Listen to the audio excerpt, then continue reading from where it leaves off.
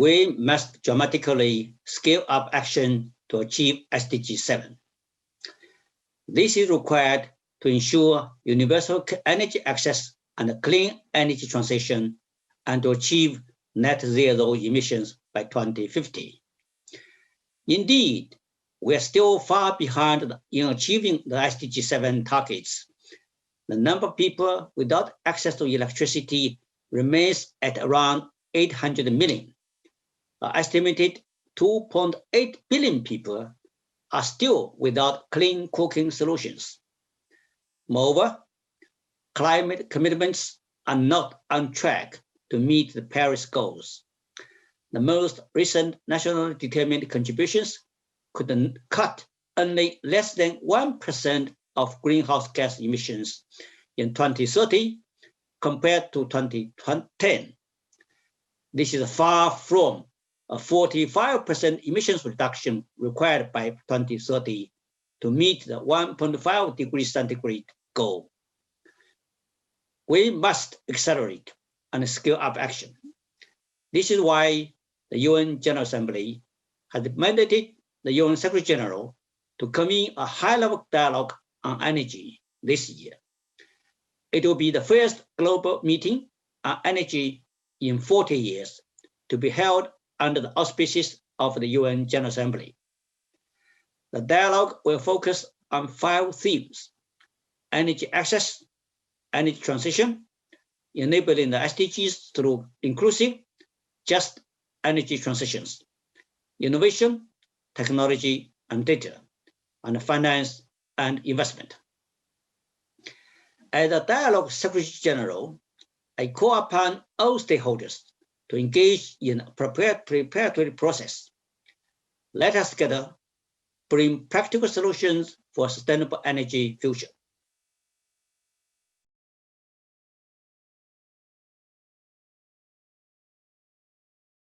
Mr. Secretary General, my dear friend and co-chair of UN Energy, Damilola Ogunbi, Excellencies, ladies and gentlemen, it is a great honor to join you for the opening of a year of energy action. Countries and communities are now facing a myriad of unprecedented socioeconomic challenges stemming from the COVID-19 pandemic.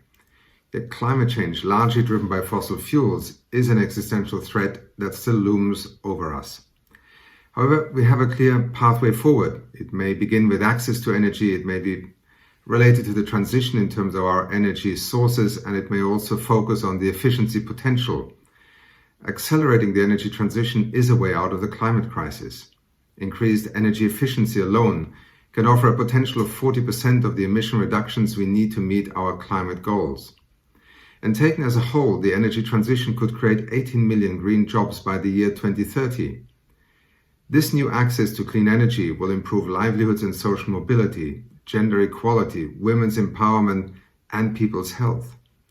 However, we need to do much more to accelerate the energy transition at this pivotal moment. The UN Secretary General has said that the planet is now on red alert because governments are nowhere close to the level of ambition we need to limit climate change to 1.5 degrees Celsius and meet the goals of the Paris Agreement.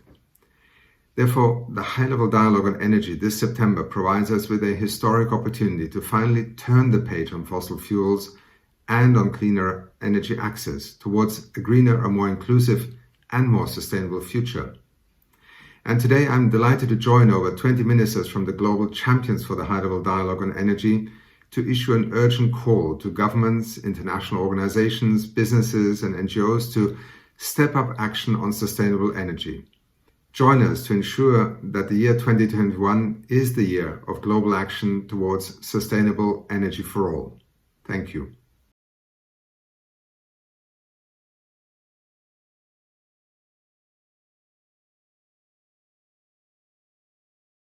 This is the first time the United Nations General Assembly has decided to come together in 40 years to discuss energy. This is a huge opportunity. It's the first time, at least in my generation, that all these countries are coming together and coming with a common goal to say, how do we actually achieve reliable, sustainable, modern and affordable energy for all? And this is a time when, with what is happening around the world, we need bold, ambitious new commitments in order to achieve SDG 7. Energy is the main source of carbon emissions into the atmosphere, and more importantly, it's one of the main sources of energy poverty as well. So getting people out of poverty in a clean and sustainable way would not only help your fellow human being, but more importantly, it would also help the planet. And as we keep going, we have to think about our net zero targets.